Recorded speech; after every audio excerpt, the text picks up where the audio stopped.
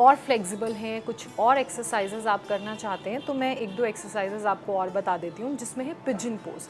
हम pigeon pose नहीं करेंगे, हम हाफ पिजन पोज करेंगे। अब हाफ पिजन पोज करने के लिए आपको आपके पेल्विक और आपको आपके थाई में फ्लेक्सिबिलिटी चाहिए। And if you have that flexibility, तो आप ऐसे अपने मैट पे आ जाइए। जो आपका राइट लेग है वो ऐसे बेंड होगा, और जो लेफ़्ट लेग है वो पीछे की तरफ ऐसे होगा। राइट लेग बेंड होगा, लेफ़्ट लेग ऐसे होगा। फिर आपने अपने दोनों हाथों का सपोर्ट अपने लेग के आगे लेना है। धीरे से आपने नीचे जाना है सांस छोड़ते हुए, और फिर सांस भरते हुए ऊपर आना है। उतना ही जितने में आप कंफर्टेबल हो। आपको कुछ भी यहाँ पर रश नहीं करना है। अगर आप इतना ही आ सकते हैं, वेल एंड गुड।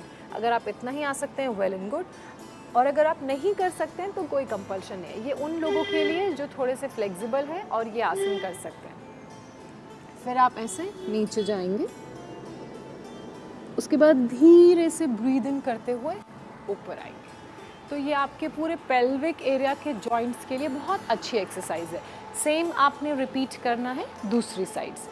आपका जो लेग है वो ऐसे हाफ बेंड होगा नी से, और आपका जो दूसरा लेग है वो पीछे की तरफ स्ट्रेट होगा, और आपके जो टोज़ हैं वो आउटवर्ड्स होंगे। अगर आपके लिए इसको स्ट्रेट रखना पॉसिबल नहीं है तो आप इसको ऐसे भी बेंड कर सकते हैं, आप जैसे कंफर्टेबल हो। आपको अपनी बॉडी को बहुत स्ट्रेस नहीं देना है, बहुत एग्जॉस्ट नहीं करना है। आपका जो रेंज ऑफ मूवमेंट होगा वो उतना ही होगा जितना आपकी बॉडी अलाउ करे, जितने में आप कंफर्टेबल हो और जितने में आपको किसी तरह का कोई पेन ना हो रहा हो। ऐसे धीरे धीरे ये एक्सरसाइज मसल स्ट्रेंथनिंग के लिए भी बहुत अच्छी है, खासकर आपके पेल्विक एरिया की। तो धीरे धीरे आपने नीचे जाना है, जैसे मैं जा रही हूँ। उसके बाद ब्रीद इन करते हुए आपने ऊपर आना है। अपने हाथों का सपोर्ट ज़रूर लें, अपने नी के वन लाइन में अपने हाथ प्लेस कर लें और सामने देखना है। ब्रीद इन करते हुए ऊपर आना है। थोड़ी देर होल्ड करिए, 5 to 7 सेकेंड्स। उसके बाद वापस आप नीचे जाइए ब्रीद आउट करते हुए। यहाँ पे भी आप होल्ड कर सकते हैं 3 to 5 सेकेंड्स। उसके बाद ब्रीद इन करते हुए ऊपर आइए। तो ये जो एक्सरसाइजेज़ हैं ये आपके जो पेल्विक के जॉइंट्स हैं और पेल्विक में मसल ओपनिंग और मसल स्ट्रेंथनिंग के लिए बहुत अच्छी एक्सरसाइजेज़ हैं। अगर आप कंफर्टेबल हैं, आप फ्लेक्सिबल हैं, मैं फिर कह रही हूँ, इन एक्सरसाइजेज़ को तभी करें। और बाकी जो मैंने आपको बेसिक वार्म अप एक्सरसाइजेज़ बताई हैं उन्हें आप तभी कीजिए जब आप किसी तरह का पेन अपनी बॉडी में फ़ील नहीं कर रहे हैं। अगर आपको ऐसा लग रहा है कि आपको पिंचिंग पेन है या बहुत ज़्यादा पेन है या अनबेरेबल पेन है, तो आप तुरंत डॉक्टर से अपॉइंटमेंट लीजिए और उनको अपनी प्रॉब्लम के बारे में बताइए। ये तो हुई एक्सरसाइजेज़। अब एक और बहुत इम्पॉर्टेंट एस्पेक्ट के बारे में बात कर लेते हैं, वो है इन्फ्लेमेशन। जब भी हमें इन्फ्लेमेशन होता है हमारे जॉइंट्स पे, तो समझ लीजिए कि ये एक इशारा है कि आपको कोई ना कोई प्रॉब्लम है। लेकिन एक्सरसाइजेस से, दवाइयों से उसे ठीक तो किया जा सकता है या कंट्रोल तो किया जा सकता है, लेकिन हम अपने डाइट में कौन कौन से चेंजेस करें जिनसे इन्फ्लेमेशन शरीर में हो ही ना, इस तरह का जो दर्द है, जो पेन है, वो हो ही ना। तो देखिए, सबसे पहले तो आपको पहचानना पड़ेगा कि कौन कौन सी ऐसी खाने की चीज़ें हैं जिनको आप जब भी कंज्यूम करते हैं तो आपकी बॉडी में इन्फ्लेमेशन होता है, आपके जॉइंट्स में इन्फ्लेमेशन होता है, आपको पेन होना शुरू होता है। तो कुछ फूड है वो मैं आपको बता देती हूँ। बाकी आपको अपना ईटिंग पैटर्न ऑब्जर्व करना होगा। आपको ये ऑब्जर्व करना होगा कि आप क्या खा रहे हैं तो आपको पेन हो रहा है, आप क्या खा रहे हैं तो आपको you feel relaxed, you feel relieved. तो देखिए, पीनट्स इन्फ्लेमेशन शरीर में बढ़ाते हैं, तो आपने मूंगफलियाँ, खासकर वो भुनी हुई मूंगफलियाँ नहीं खानी है। अगर आपको पीनट बहुत पसंद भी है तो उन्हें सोख करके खाइए, जैसे हम चने सोख करके खाते हैं, मूंग की दाल सोख करके खाते हैं भिगा के। तो आप पीनट्स को ओवरनाइट सोख कर दीजिए, पानी में भिगा दीजिए, वो खाइए, उससे इन्फ्लेमेशन कम होता है। इसके अलावा जो भी जंक फूड है, जंक यानी कि बाहर का खाना, जो हम पिज़्ज़ा, बर्गर, मोमोज़ खाते हैं, इससे इन्फ्लेमेशन बहुत बढ़ता है। इसके अलावा स्पाइसी और ऑयली खाना खाने से भी इन्फ्लेमेशन बढ़ता है। जॉइंट्स में इन्फ्लेमेशन बढ़ने की वजह से फिर पेन भी होता है अगर आप आर्थराइटिस के पेशेंट्स हैं। इसके अलावा इन्फ्लेमेशन बढ़ने का जो एक और रीज़न है वो सारे शुगर आइटम्स हैं, जो हम बाहर से ख़रीदते हैं जिनमें कंसनट्रेटेड शुगर होता है, तो जैसे अगर आप कोल्ड ड्रिंक पीते हैं या फिर बाहर से लिया हुआ जूस पीते हैं क्योंकि इनमें कंसनट्रेटेड शुगर होता है, तो ये भी इन्फ्लेमेशन को बढ़ाते हैं।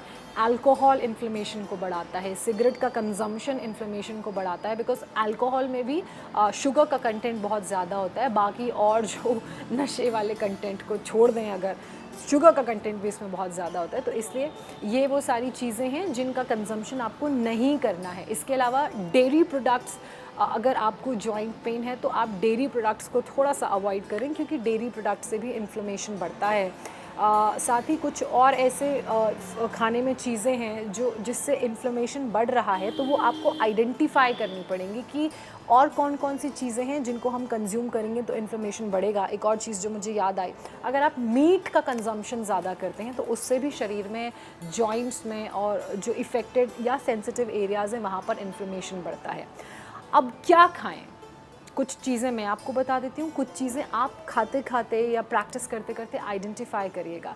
हर बॉडी के लिए अलग अलग तरीके से चीज़ें और खाने की चीज़ें और सिस्टम और एक्सरसाइजेस काम करती हैं।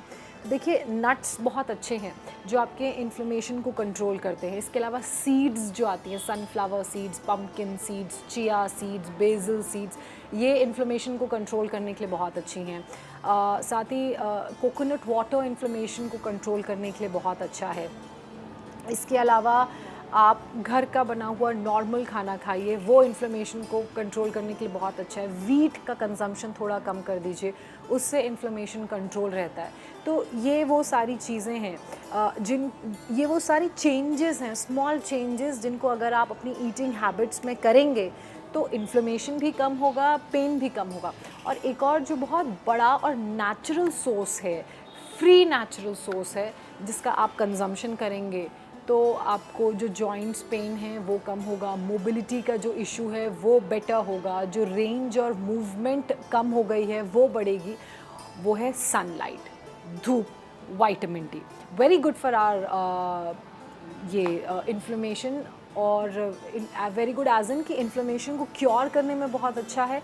अगर आप सुबह सुबह की धूप में बैठ के ये सारी एक्सरसाइजेस करेंगे तो आप फील करेंगे कि आपकी मोबिलिटी और रेंज ज़्यादा हो गई है, क्योंकि जब सनलाइट हमारे शरीर में पड़ती है तो वो इन्फ्लेमेशन को तो कम करती ही करती है, एंटीऑक्सीडेंट्स को भी बढ़ाती है। और जो फूड्स मैंने आपको बताए हैं जिनका कंजम्पशन करने के लिए मैंने आपको कहा है, उसमें अगर आप नॉन वेजिटेरियन हैं तो फ़िश को भी इंक्लूड कर सकते हैं।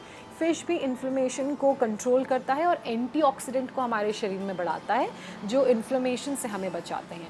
सनलाइट का तो फ्री जो सोर्स है सूरज से जो हमें सनलाइट मिल रही है वो तो हम सब ने लेनी है। कोशिश करें कि सुबह सुबह का सूरज, सुबह सुबह की सनलाइट आप लें, सुबह सुबह सनलाइट में बैठ के आपकी सारी एक्सरसाइजेस करें। सुबह पॉसिबल ना हो तो शाम की जो धूप है उसमें बैठ के आप ये सारी एक्सरसाइजेस करें। शाम का सन जो है वो ज़रूर लें, लेकिन दिन में आधे से 45 मिनट, आधे घंटे से 45 मिनट सनलाइट में बैठना बहुत ज़रूरी है हम सभी को, ताकि जो हमारा विटामिन डी है वो बॉडी में प्रॉपर रहे। विटामिन डी की वजह से, कमी से जो प्रॉब्लम्स होती हैं वो कंट्रोल में रहें, इन्फ्लेमेशन कंट्रोल में रहे, और जो शरीर में सूजन हो गई है खासकर जॉइंट मसल्स के पास, वो सब ना हो। तो अर्थराइटिस से कैसे लड़ा जा सकता है, अर्थराइटिस का क्या क्योर है, कौन कौन सी बेसिक एक्सरसाइजेज आपने करनी है वो मैंने आपको बताया। इसके अलावा आप ब्रिस्क वॉक कर सकते हैं, स्लो जॉगिंग कर सकते हैं, आप स्विमिंग कर सकते हैं, एरोबिक्स कर सकते हैं। ये वो सारी वार्म अप से ऊपर उठ के जो लिटिल हाई इंटेंसिटी वर्कआउट्स हैं वो कर सकते हैं। अगर आप इफ़ यू यंग, आप अंडर 50 के ब्रैकेट में हैं, तो आप कोशिश करें कि हफ्ते में 2 बार स्ट्रेंथ ट्रेनिंग भी करें, वेट ट्रेनिंग भी करें। उससे बोन्स तो मजबूत होती हैं, साथ ही मसल्स जो हमारी बोन का सुरक्षा कवच है वो भी मजबूत होती हैं। और इस तरह की जो अर्थराइटिस, हेमाटाइट अर्थराइटिस या ऑस्टियो अर्थराइटिस की प्रॉब्लम्स हैं, या फिर जो आगे बढ़कर एंकाइलोजिंग स्पॉन्डिलाइटिस बन जाती है, और अगर ये बीमारी बढ़ जाए तो वो सब कंट्रोल में रहते हैं। आज के हमारे इस स्पेशल वीडियो में इतना ही। अब आपसे मुलाकात होगी नेक्स्ट वीडियो में, तब तक आप देखते रहिए इंडिया टीवी लाइव। नमस्ते।